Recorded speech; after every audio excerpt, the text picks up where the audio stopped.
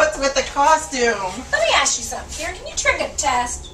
Like beat a drug test? Yeah, like beat a drug test. Can you do that? Not very likely, assuming that the employer is doing testing the right way. What do you mean, the right way?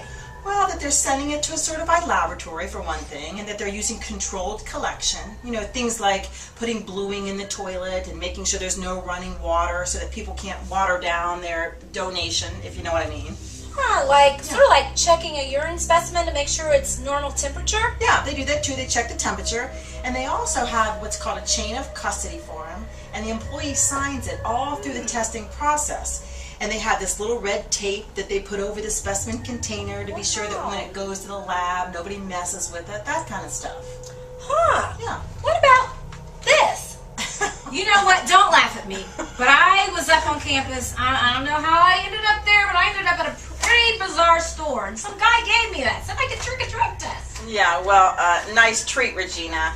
These adulteration kits, what people don't realize is that the active ingredients are actually picked up in a drug test, so the result comes back adulterated.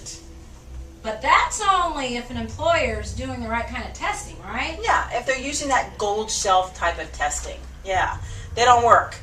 Now, there is one thing we haven't talked about yet, which is kind of gross, but there are some people that will try to trick a drug test by carrying in somebody else's urine.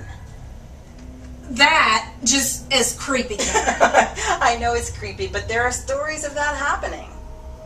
But don't the collection site, like their staff, aren't they looking for those kinds of things? Well, they are trained and they've been around, they've seen a lot. So they do and are looking out for suspicious type behavior. But, you know, yeah, they are looking for things like that.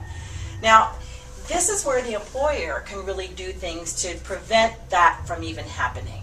Like what? Well, they can make sure that the employee doesn't have too much time to go and get somebody's urine before they get to the collection facility. So I'm thinking, with what you're saying now, an employer should tell an employee that there's a test, and they need to say, you need to get there within the next 10 minutes and come on back. Yeah, you know that there are some employers that will go up to the employee and say, hey, your name's been drawn for a random test, go within the next couple days. That doesn't make sense. That doesn't make sense at all, because we're giving them way too much time to do what they want to do, and we don't even know for sure that they've even showed up at the collection facility. Oh, you know what, Karen? This process sounds tight to me. Yeah, it is tight. It is tight. It's a real reliable process. Employers should feel really confident about it. So I'm thinking no trick, huh? No trick. What about that treat?